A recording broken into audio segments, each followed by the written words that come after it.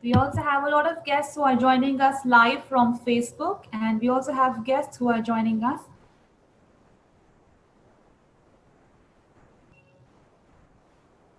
Good evening, Mr. Mir. Good evening, sir.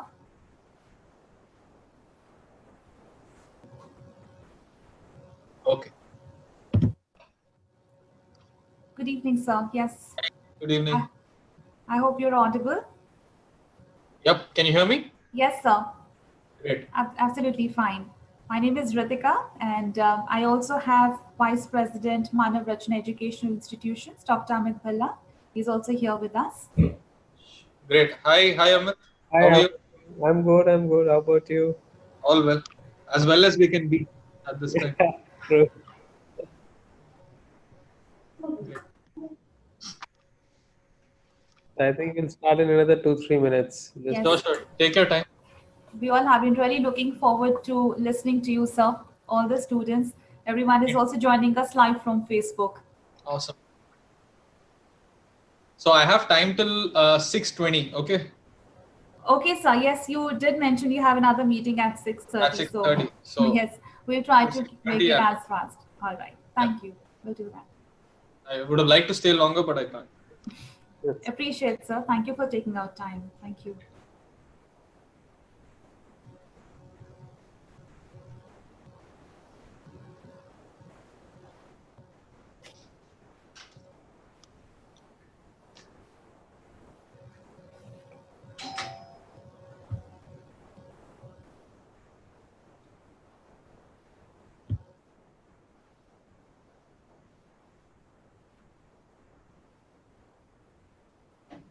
You seem to be joining us from your office, sir. Yeah. You're still Yeah. at work. So I am at work, and this office was made by my predecessor, who Okay. decided to make it completely using bamboo, All right. because she wanted it to be a eco-friendly space. So if we are renovating it tomorrow, Okay. all of this can just be dumped anywhere, and it will be absorbed by the soil. Okay. This is very interesting, sir. Very I can interesting just show you idea. guys around. Sure. There you go. Would like. So you can see the entire setup is bamboo. Yeah. Yeah.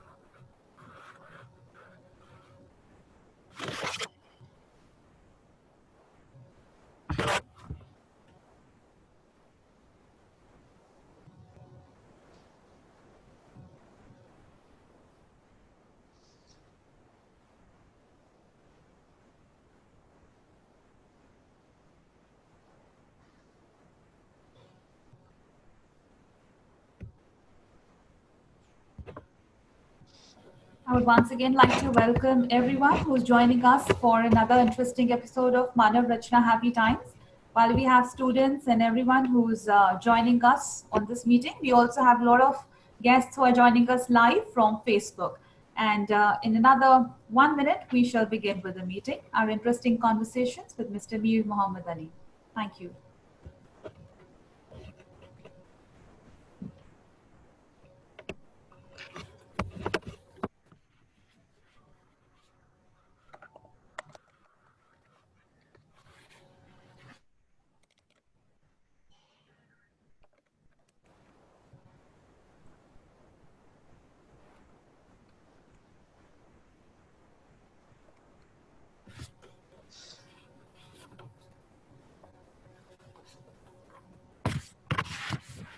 What is the Facebook link again?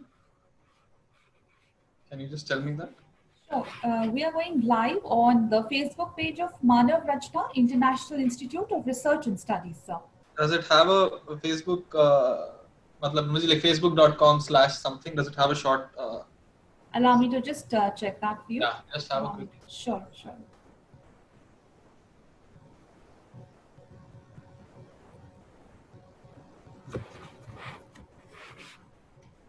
So it's www.facebook.com/MRIIRS University Faridabad. If you want, I can just forward it to you. Would you like me to do Just that? paste it in my WhatsApp. Yeah. All right, all right.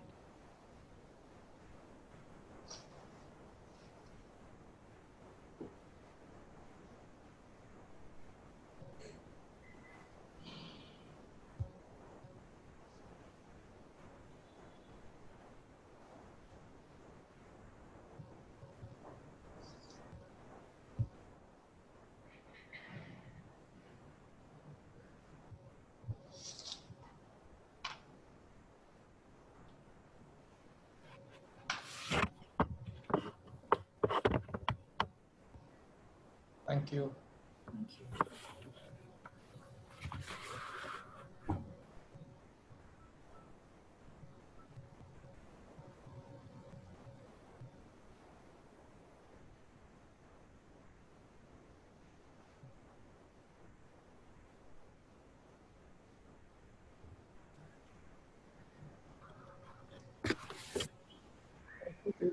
I think with that, yes, sir.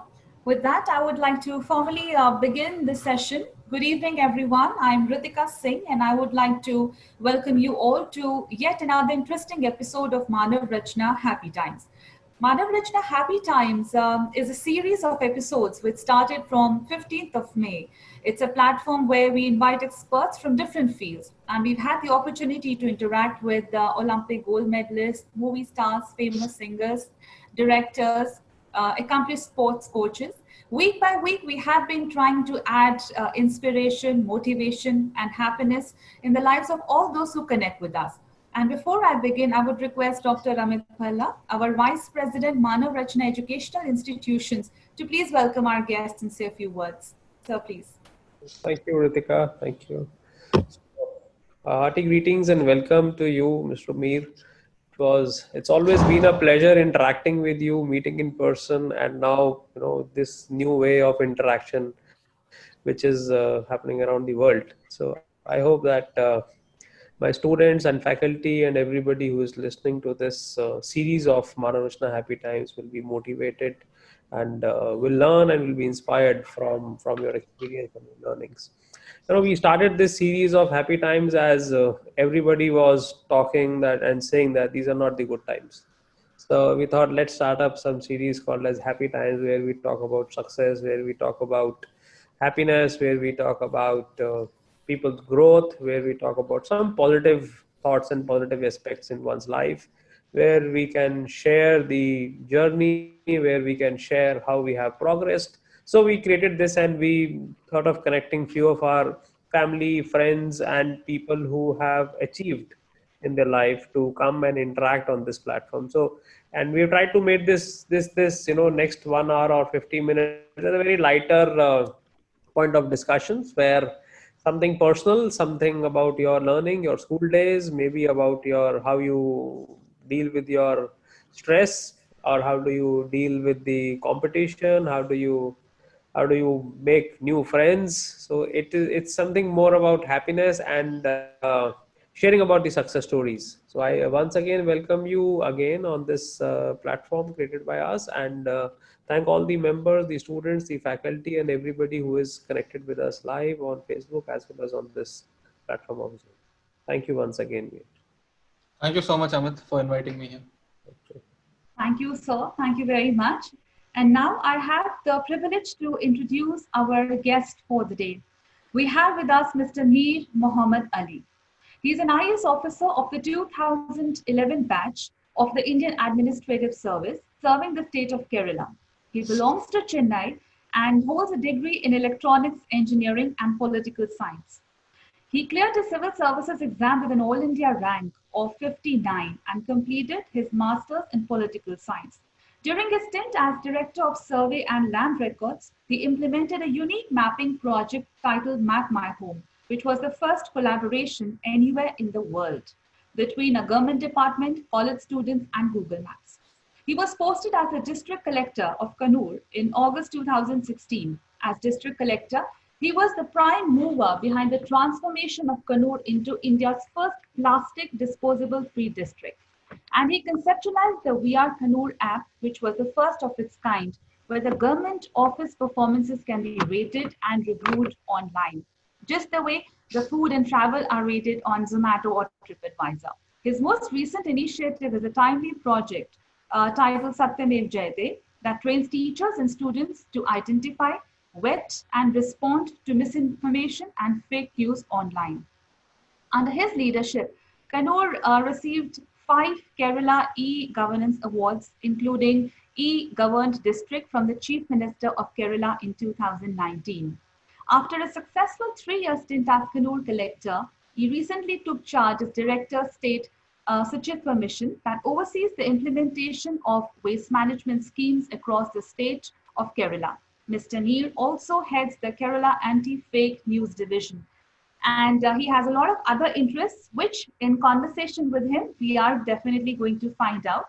That before we begin our conversation with Sir, I would request for a short video to be played, please.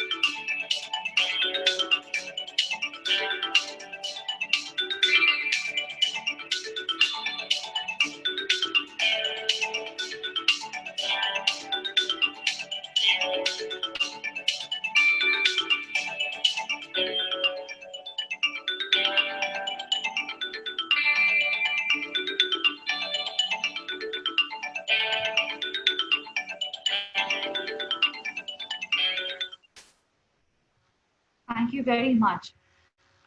For everyone who has viewed this video, sir, this video only talks so much about you, and we felt that to get this episode going, it would be good to just capture some moments of your life.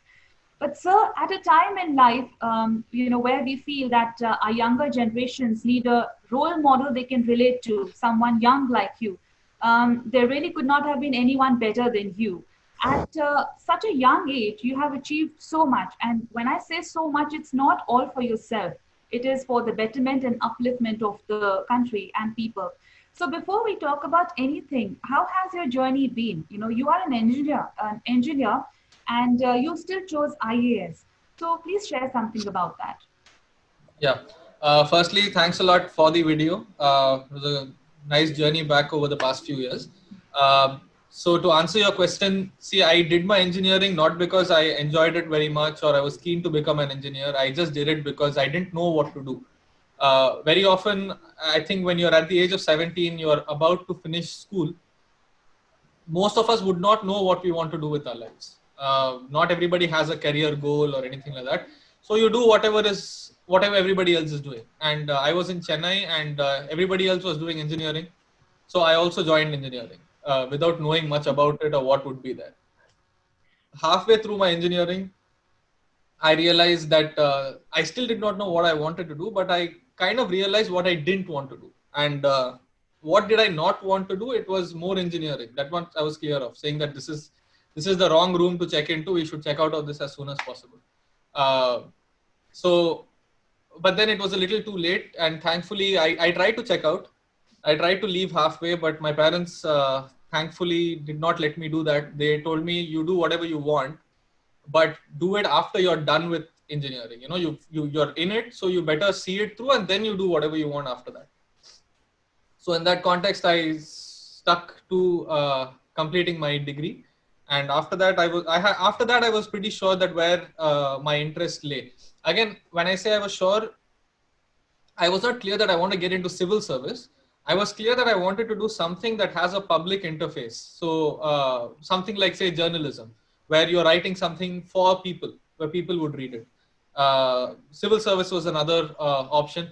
Actually, I wanted to be a journalist. Somebody, a relative of mine actually told me that, if you want to be a good journalist, you need to have an idea about history and geography and the Constitution of India, rights, duties, all of these things. So why don't you prepare for civil services? And once you prepare for civil services, you will get a quick idea about all these things. Then you can become a journalist. So that is the route that kind of took me into civil service preparation. I entered thinking that वैसे भी अपना कुछ होगा तो नहीं. So we will study this. We will learn history and geography and all that in a short span of time, and become a journalist after that. But हो गया कैसे भी करके. So that's how I ended up here. But the thing I want to tell you is that I was clear that, some people are clear that they want to create wealth. Right? Some people are clear that, okay, I want to start a business. I want to create wealth. I want to be an entrepreneur.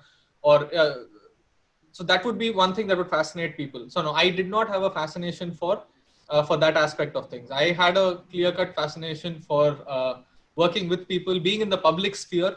So that's how So even if I had not done not got through civil services, I would have ended up either as a journalist, or I would have ended up as a lecturer, a teacher, something like that. Thank you for answering that, sir. But the person that you are today, you're intelligent, you're responsible, you're creative, you take ownership for so many things as we've seen in the video. So where do you think this process really began? A person, gets influenced by school, parents, family, experiences of your own. So where do you think this process somewhere began in your life, sir? Yeah, see, this process of doing all these things and sort of having varied sort of interests and being able to be trying to be good at multiple things, that is something that actually started very late for me. It started only at the age of, I would say, 24, 25, when I sort of started preparing for the civil services exam. Till that point, I was I would say underconfident of sorts. I knew that there was, I had a certain bunch of skills, like I spoke very well, I communicated well, etc. But I didn't have any major achievement in life to speak of prior to clearing the civil services. Like if you look at my engineering history and all of that, nothing spectacular there, very average sort of stuff. So it was when I started preparing for the civil services, which, mind you, I got into knowing for a fact, feeling that I'm not going to get through, right? I went in with that feeling. But when I cleared my first preliminary exam, so the civil service exam has 3 levels. There's a preliminary, there's a main, and an interview. So the first step is the preliminary exam. When I cleared the first preliminary exam, I sort of had this, what is called a moment of clarity, where something happens to you that makes you stop and just look back at your life. Many people face this at many different times. One time is like before you die, they say, your whole life sort of flashes. Just give me one sec. Sure, please. Yeah. So your whole life sort of flashes before you. So when I cleared my first preliminary exam, I was a little shocked because I never thought I would clear the preliminary, forget the main and the interview and all of that. So when that happened, I looked back and I wondered, like, what did I do? Because I was a very average student in throughout the 4 years of my engineering. In school, I was slightly better. But what happened? What changed? How did I go from being in the middle or lower middle class? Class as in literal class, I was there. And then how did I come from there to finishing in the top 10,000 of the country? When you clear the prelims, you're in the top 10,000. After that, you go to the next level. So the answer to that question was very clear. It's that the only thing that I did was I was working every day, right? So that's the only thing I did. And there were people much more brilliant than me, which is another shock, right? When I moved to Delhi to prepare for the exam, and I was sitting in Delhi in a class of 300 people. Now, till then, I had never moved out of Chennai in my life. So I'm sitting in Delhi, and there are all these guys from all different backgrounds and extremely smart, intelligent people, all the IIT, IIM, the storied people over there. I remember being shocked in math class where a teacher would say that 5 people are doing a job in this many days. If 3 people joined and the difficulty increased, what would be the thing? Before I could even understand the question, there were people who used to tell the answer.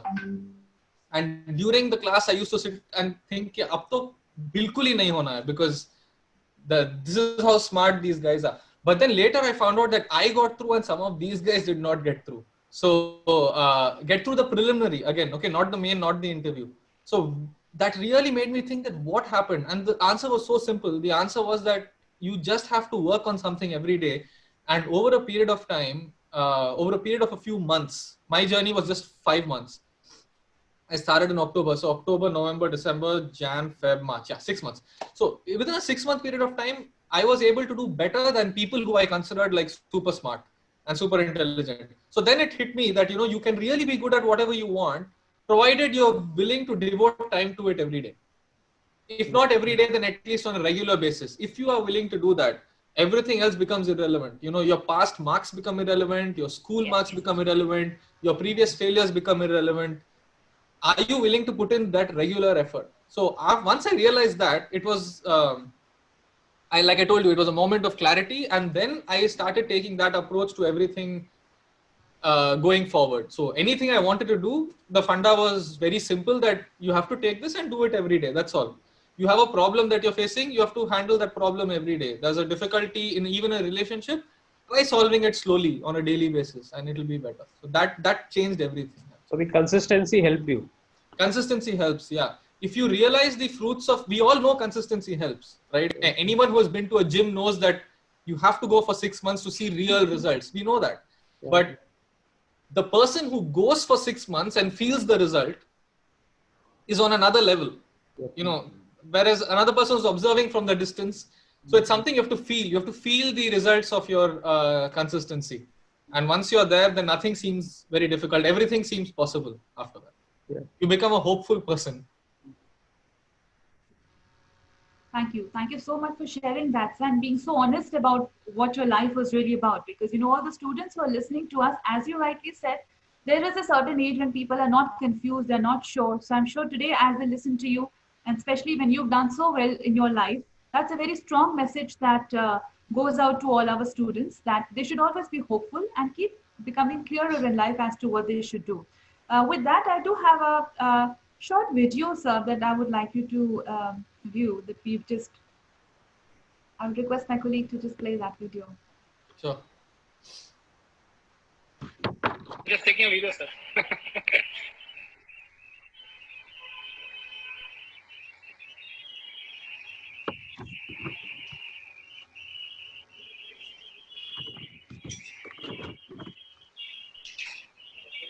Yes.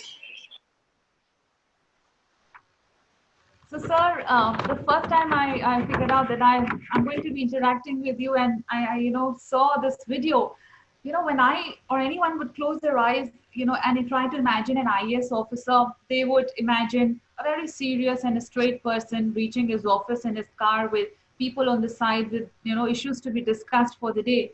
But here we see you coming on a bicycle to your office, and very conveniently your colleagues are making a video of you, and you're very comfortable, and then you just say chalo chale, and then you kind of start your day.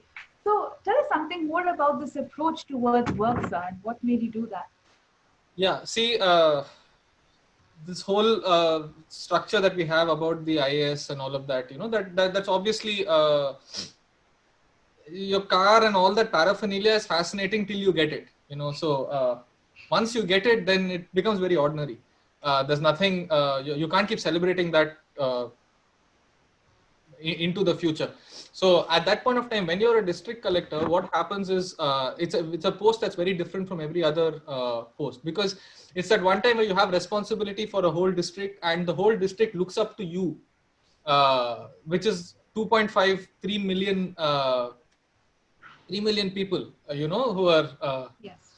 looking up to you for some sort of guidance, looking up to you for delivering justice in a way, looking up to you for dispute resolution. So you become a sort of center focal point for the district.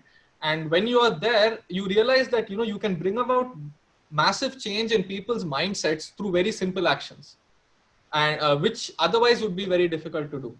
Right now, many people go by cycle to work, but not everybody is going to look at that and see that, hey, I can also do this. But if a district collector does that, many people look at that. So see, sports is something that I believe in a big way, and I never used to. So again, as a school student, I was always last in everything as far as sports is concerned. I was an embarrassment to the word sports, and this continued. This continued all the way through my college as well. I was nowhere close to the track or the field or anything. I had this fascination with water, but the best I could do when I was in college is there was a well near our college, so we used to go and jump into that well every opportunity that we got. So nothing systematic, nothing serious. So once I got this whole self-belief through IAS preparation, and then I cleared, and I felt that consistency is key. Once I had already internalized that thought, I came across, I had a very good swimming pool in one of my postings. So I was in a place called Thrissur, where the national games were held. At that point of time, I was in Thrissur, and they had a great swimming pool. So I started proper swimming coaching over there. And once I started coaching, I started going every day. And I remember this very clearly because the first time I went in, it was a 50-meter pool. It was an Olympic pool. I was struggling to swim from one end to the other end on day one. And then these people over there, the Thrissur team was there. Now, since I was the SDM, I was able to get good guidance, and they were helping me out. What I did was I ended up going to that pool almost every day, regardless of the time. If my work got over at 7:30, then 8 o'clock I would be there. 8 o'clock matlab 9:30 I would be there. And over a period of around 30 to 45 days, and these 45 days would be spread across maybe 3 months. 45 days of going to the pool every day alone, just flipping your hands and feet. I was able to swim. First day I was struggling. I was able to do just one lap. After that I was able to do 30 laps, right? That is nearly like you go from 50 meters to 1,500 meters within 45 classes. So that's when the reality of sports and thing really hit me. And after that, I've been a very avid swimmer, very avid with any sort of sporting activity that is there. So I wanted to sort of push people towards taking up sports, taking up making physical activity a little part of your life. And also, if a district collector does these sort of things, people from the upper classes also would feel more comfortable. Otherwise, there's this whole thing that if you have a car, how can you cycle and all of that. Right. It gives them also some comfort. Yeah, okay, the district collector itself is going by cycle. Maybe I can put aside my BMW or, whatever, and then do this myself. So it was just a way of using my office to get more attention towards a positive Towards maybe a activity. positive Yeah. change. Generally, in our childhood, when any friends or when we used to talk amongst ourselves, when there were some students who always tried to bully the junior ones. So Yeah. we used to talk कि ये बहुत बड़ा ना DC बनता है. So Yeah.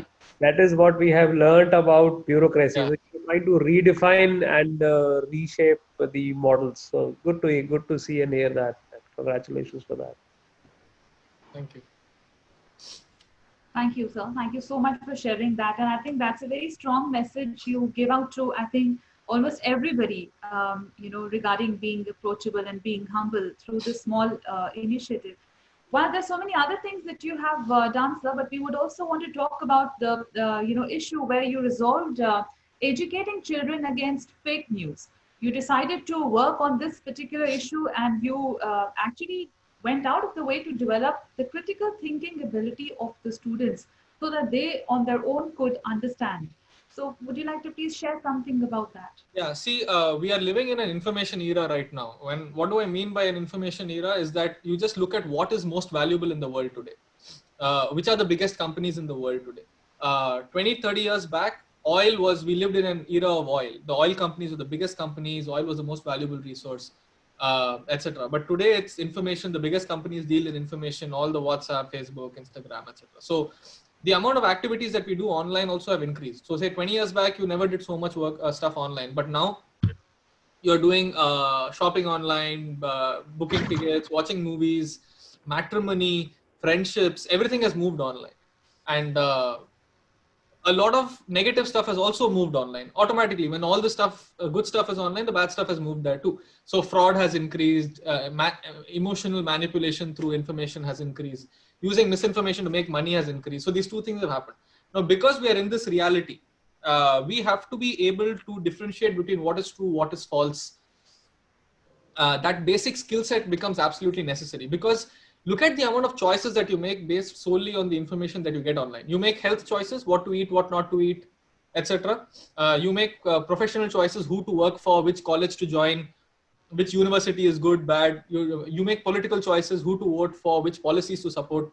All these things are only based on information you get online, right? So since so many life decisions are coming through online information, it becomes very important for us to be able to separate that information and classify it. So it was through that frame of mind that we developed this program. But the immediate trigger was when we had to vaccinate around 5 lakh kids in the district. And there was so much misinformation around vaccination, saying that vaccination will be very harmful, vaccination nahi karna chahiye. And parents had bought that wholesale. And they bought it in such a way that they were willing to fight with doctors based on what they got on WhatsApp. So I remember interacting with them and asking them, do you want your children to be doctors? Who wants your children to be doctors? And everybody would raise their hands. And then we'd say, okay, but will you listen to the doctors on vaccination? They would say, no, that we don't want. Very odd sort of situation. And so we felt that, talking to parents is a little difficult, because they are completely enamored by technology. Anything that comes through technology, for them, it is more or less true.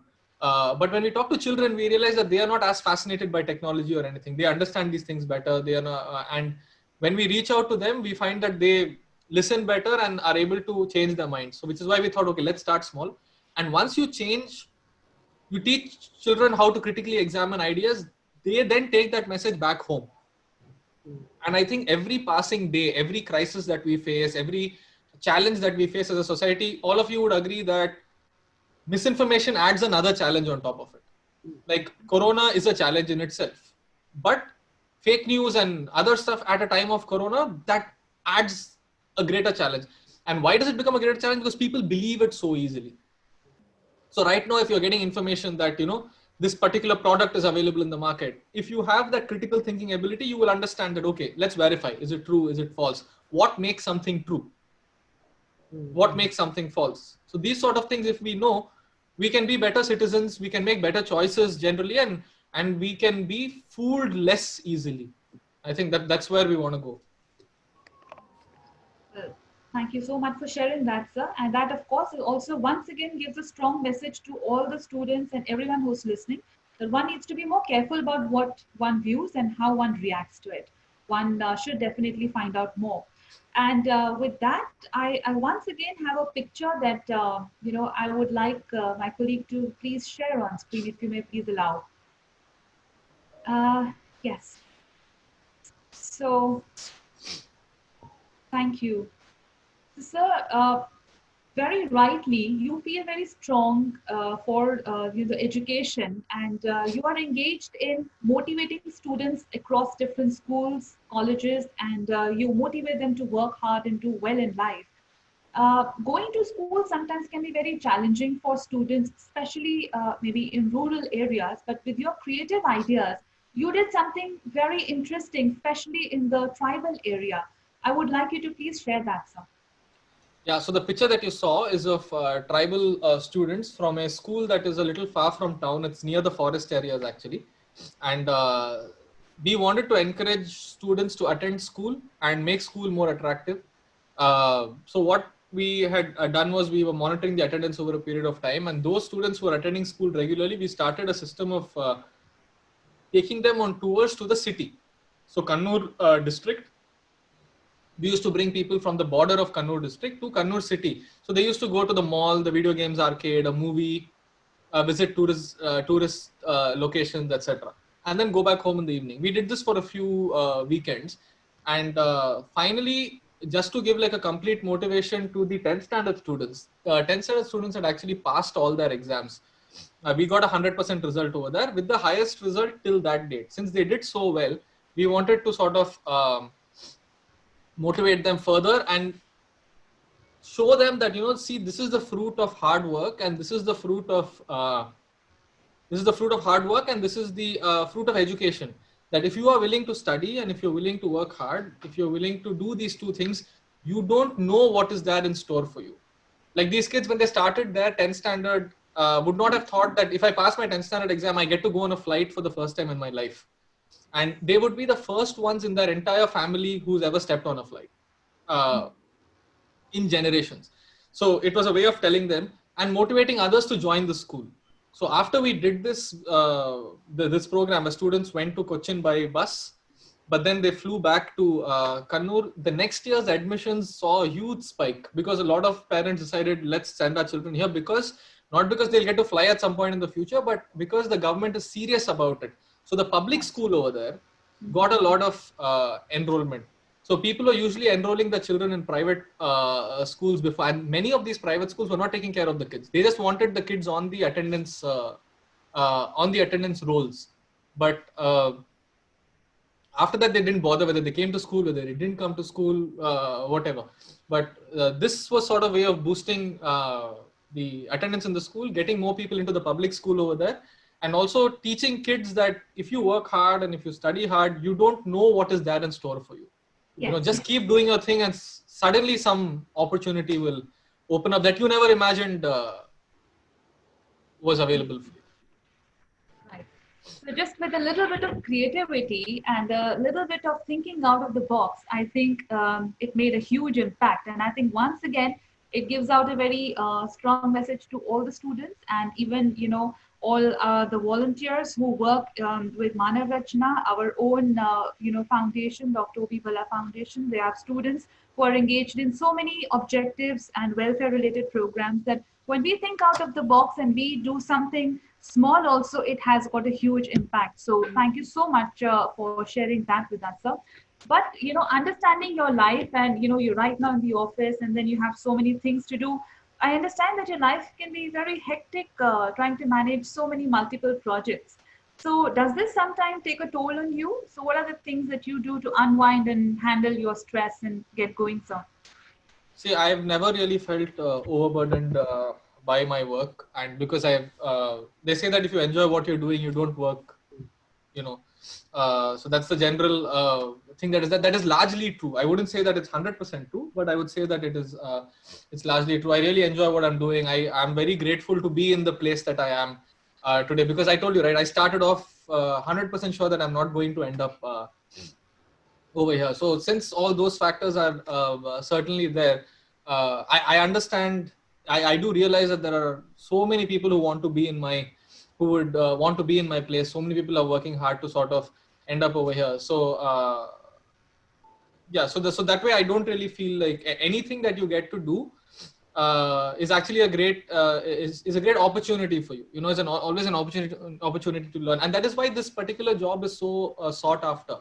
Apart from the basic job security aspect, which any government job gives you, one great thing about being in the IAS is no day is similar to the previous one. So that whole concept of monotony is not there. Every day brings a new challenge. You meet new people. You meet people across all sectors. You meet people from the lowest sections of society, people from very backward, who are backward economically, who are backward socially. You meet them. At the same time, you also get to meet people with in very high positions of different sectors. It could be sports. It could be leadership. It could be business, etc. So you get a very interesting view of society from where you are. So that's why it's never really boring. But I do enjoy other things on the side. I'm a strong believer in the fact that your job cannot be the only thing that defines you.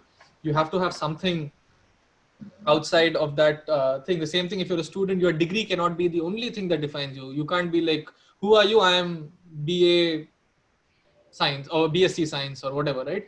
That can't be the only thing. Or in my case, I cannot just be BTech electronics. That's not good enough. Not good enough generally outside, and also you won't feel happy that way. So it's always very important for you to have some other interest. So I really like to read. I like to swim. Swimming is like a huge this thing for me. Something again, remember, I picked up not in my childhood. I picked up at the age of like 25, 26. And you know that's one way that I try to relax. But otherwise, I like to read, keep myself informed, find out more about what's happening around the country, around the world, that sort of thing. So yeah, so no, I don't really take that much stress. And also, there's another thing: once you've been through stressful situations, right, which I have been when I was district collector and all of that, there were a lot of these really crunchy situations where you don't know what's the right decision to make. You're just acting on incomplete information. And you know that no one will tell you anything, but you will be judged after your decision. And I've been in those situations, and the situations teach you a lot of things. So you don't worry about things as much in future. You realize that it's better to cross. But one thing I'll tell you, one specific thing that I've learned, which I do practice on a regular basis, is that when there is a problem before me, I don't think about the problem too much.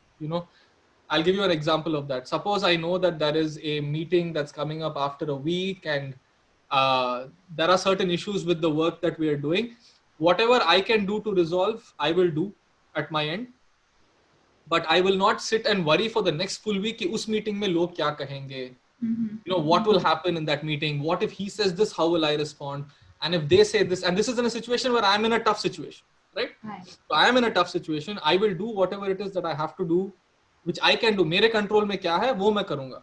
I should never look back and say तुम ये कर सकते थे पर नहीं किए.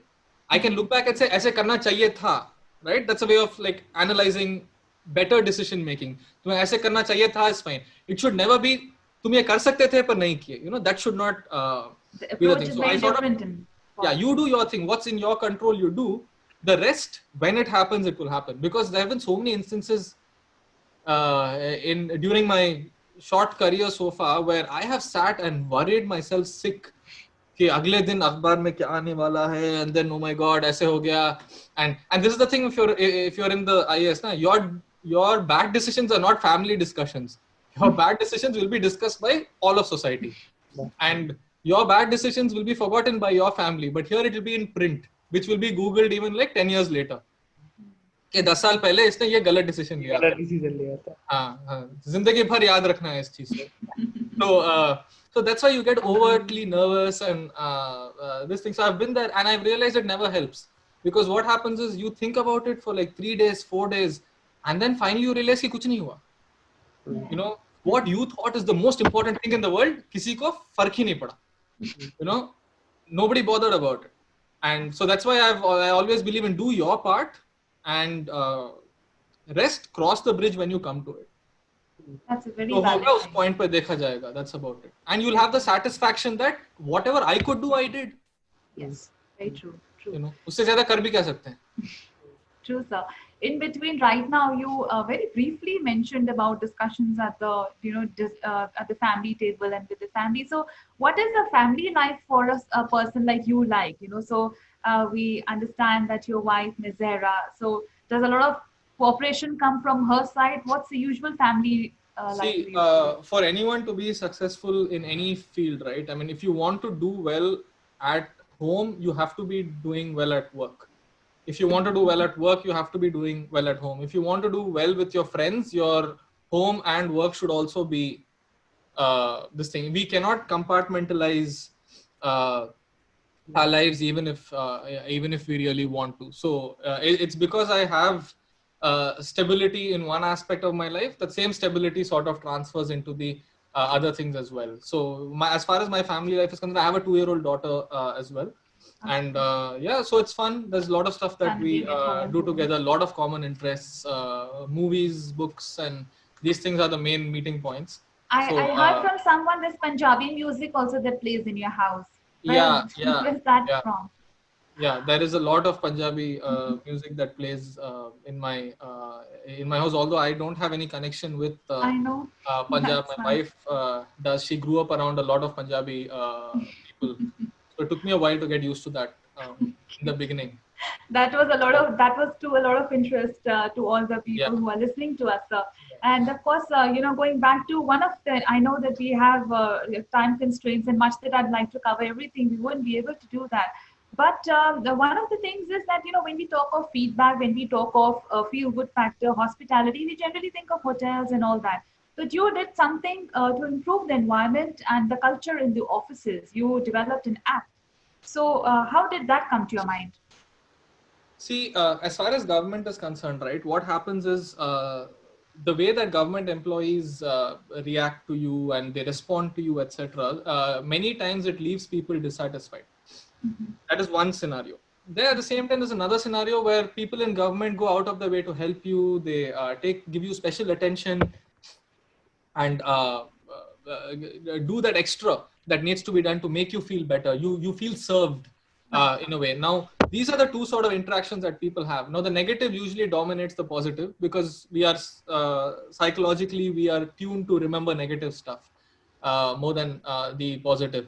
Now, there is no space where we capture these incidents in any meaningful way. So if anyone wants to know that which office is working well or which office is working badly, which office is more responsive over the phone, which office never answers the phone, there is no place where this information gets captured.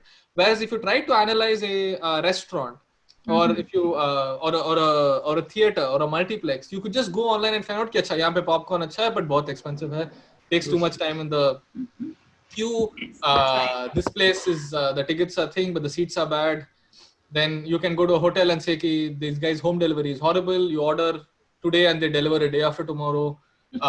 You also know that the people at the other end of the phone are very rude and they don't take your order properly. You order noodles, but then they deliver shoes, whatever it is, right? So you don't have this sort of information when it comes to government. So that's why we opened up. We thought, okay, why can't we have like a Zomato and TripAdvisor for government, so that if anyone calls a government office and then they have a good interaction, they should have a space to leave that information. Right. And so because we don't have that information, if you are a supervisory officer, if you're sitting at the top of multiple offices, you don't have any way of differentiating. People are having their good and bad experiences and they're going back home, but you don't have a way of checking whether who's doing well, who's not doing well. So that's why we created this platform, an app where people can go, they can call up any government office, they can leave a rating and a review, and all those ratings and reviews are available publicly for everyone to see. Not just for the district collector, everybody can see. It's exactly like Zomato or TripAdvisor. No very difference. Transparent. Mm-hmm. Very true. You can go there, you can read 10 reviews and get the overall kaisa hai. More or less you find out. Whether the person comes on time, whether they answer the phone. That was a major thing. This phone number is never answered.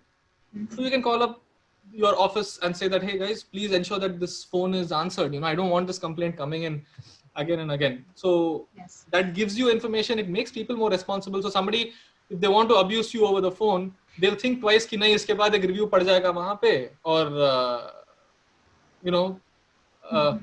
शहर में बदनामी होगी sort of thing. So right. So that sort of pushes people towards better versions of themselves. Mm-hmm.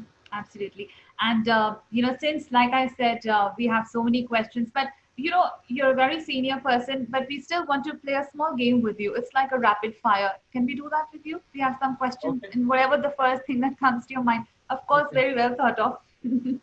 So how would you describe yourself in 3 words, sir? I would describe myself as easygoing, rational and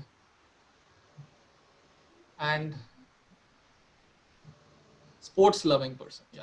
Okay, that's wonderful. Thank you. Would you rather have a house on the hills or the beach? Beach. Okay. If fear was not a factor and you know that you wouldn't fail, what is that one thing you would do? I can't think of anything. If I want to do something, I would do it anyway. There's no fear business and all that. Brilliant. What's the first thing that you notice about a person? I notice whether they are humble in the way they come across. Humility.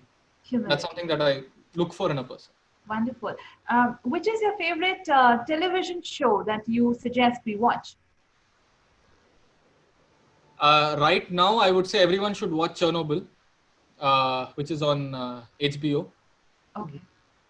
Yeah, right now, that's the first one that comes to mind. All right. If you could redo any of the past moments, which one would it be? I would study during my engineering more seriously. Great, sir. I once again, as I understand that you have time constraints, we do know that there would, what, as per you, are some of the challenges that the young generation would face. And this is, of course, not the rapid fire anymore. And being in the capacity that you are, what advice would you like to give to everyone who's listening to you today? I would say that the biggest crisis that anyone would face, young, old, whatever, right, would be like a crisis of confidence, which happens at any point in your life. It's common, regardless of where you were born or this thing. If you were born in a more in a socially or economically backward family, then you may feel even greater crises because your challenges would actually be much more. If you were born in a more richer thing, maybe expectations are higher.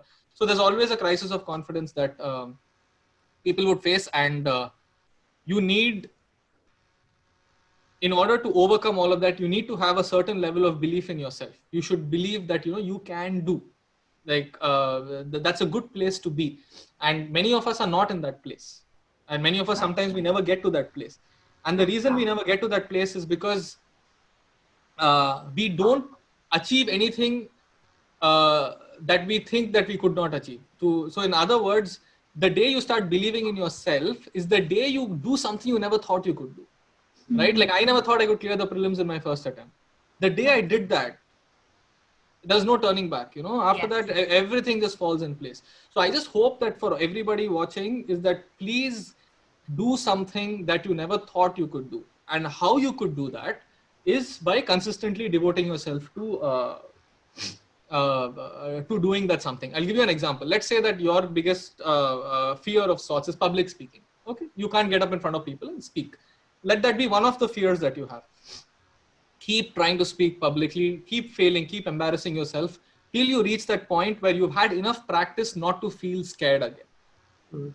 The day you do that, you will realize that when you look back and you think, I never thought I could speak before a bunch of people, but I did it. And then you will think, how did I do it? I did it by trying repeatedly over and over and over again. And I ended up managing to do that. So you need to have that experience. Many of us never have that experience because we never consistently do anything. Like, for example, we will only study before the exam. So because you only study one day before the exam, you will never realize what it feels like to get 98% in your test. You will always look at that guy or that girl who studies really well and be like, Kash, maybe kabhi, whatever. Right. You'll never say this openly because to even say that openly is to embarrass yourself, right? Saying ki tujhe kya marks chahiye or whatever. So I'm saying that try that, maybe for one semester, try studying, I don't know, 1 month before the exam, consistently, every day, adha ghanta. That's about it. Not more than. You're still generous. You still said 1 month. You're still giving that scope. Chalo, Yeah, ek mahina yeah. pehle hi sahi. I was going to say full semester, but I know that's not going to happen. So I said at least 1 month before you try. Once you do that, you will see that you will go from 60% and 70% straight to like 96. Right. And once you reach that, that's the day that you start believing in yourself. So, but many of us don't put ourselves through that process Yes. and do that secretly. You don't have to announce it to the world. Do it behind closed doors, Devote yourself to something, keep at it for 30 days, 40 days, half an hour, 45 minutes every day. That's all, not more than that. Great. And you will see this massive change inside you, after which nothing will seem impossible. Because the only thing standing between you and what is impossible is consistent effort. That's all. Yes, sir. That's it. Very good advice. And keeping the time constraint in mind, we do have Mr. Ranjan Sodhi who would like to ask you a very brief question before we can close the show, sir. Ranjan, sir, please.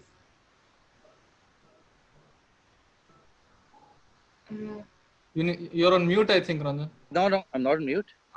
Okay. Can you hear me? Yep, loud and clear. Okay, yeah. So just two quick questions. So, how do you tell a person who talks too much politely to stop talking? It's happy time, so I'm going to ask you some fun questions. You don't, you be polite, you let them finish and then you Polite? walk away. That's about it. Okay, so you walk away, right? Yeah, when you let them speak, let them have their bit. And then Okay. if it's urgent, just excuse yourself. That's all. Okay. Stop trying to change people. And this is one question which is always troubling me, for a very long time and Okay. everything. And somebody told me a 2011 batch, Yeah. Kerala cadre, Yeah. or somebody like Sashi Tharoor can answer this. Okay. So since you're on this platform, and thank you so much for coming, so I think you're the right person to be asked this question. Okay. So why does a round pizza come in a square box? So that you can put the other chili flakes and all that stuff in the other On the side. on the sides in that On the area. That is, yeah. Otherwise, it would be on the pizza, and I don't think that's a good idea. Especially during Corona, you don't want those packets to come on top of the pizza directly. Do you want me to ask another one? I can go on. Go for it. Okay, so I was talking about like you were mentioning, how honest the government is, everything in Kerala and all that. Yeah. So I was talking to somebody in the morning about a lot of people when they come to people like you, like IS officer, IPS officer, they come and say, "Sir, this is a free gift for you." Okay. So, but the gift is supposed to be free, right? So, what do you tell these people? We don't get free gifts here, yeah. No, but gift has to be free, right? What is a free gift? Yeah. No, because- it's never free. Actually, so gifts are never really free. They are basically advance payments for like future favors. Okay. I know you have time constraint, so I think Ritika, if you'll go ahead with some of the other questions, and I'll connect with you. But Mir, I'm so inspired listening about your swimming. So unfortunately, the pools are shut. That's the Yeah. last sporting activity which is going to be opened. Yeah, I So know. I shall try to do the 1500 meter. No, I should say since Ranjan is here, so I met him in 2015 when he came to Thrissur for the national games, and 2015 was like a turning point for me as far as sporting was concerned because I saw all these guys, and it's not every day you meet a Khel Ratna, and once I spent time with him, and I understood that man, like sports is really something, and that's when I started my swimming. So 2015 is actually the year where February was the national games, and March is when I started swimming. I'm so glad in some way or other I can inspire an IS officer. Just by your mere presence. All right. Great. Okay. So Ritika, Thank you want to you. go ahead? Yeah. Thank you. Yeah. So I think, sir, with that, I think you've already inspired all the listeners, all the students a lot. And the objective of Happy Times has been met yet again. You're leaving everyone motivated. It has been a very thought-provoking session, sir. I mean, personally, and I'm sure everyone who's now going to, switch off will actually start thinking. So maybe a turning point for all of us yet again. Thank you so much for being with us. Just So, one sec. I'll just give you guys a task very quickly. I told you now, you Sure. devote yourself to something Yes. and then surprise yourself, Yes, yes. But what you can do, here's the best and the easiest thing you can do. Okay, just go take your phones, download this app called Duolingo, which is available on Android. It's available on iPhone as well. Download that app. It allows you to learn any foreign language. The app expects you to devote 5 minutes to 20 minutes. It's your choice. You can decide whether 5 minutes, 15 minutes, 20 minutes. You make a choice as to how much time you're going to spend every day trying to learn this foreign language. Okay. And it expects you to do that every day. So I've set myself up at 20, but you can select 5 if you want to. And every day you're supposed to spend that much time. So just sign up on that app, select any language, and start doing it every day. Okay. And just see what happens after 30 days. Right?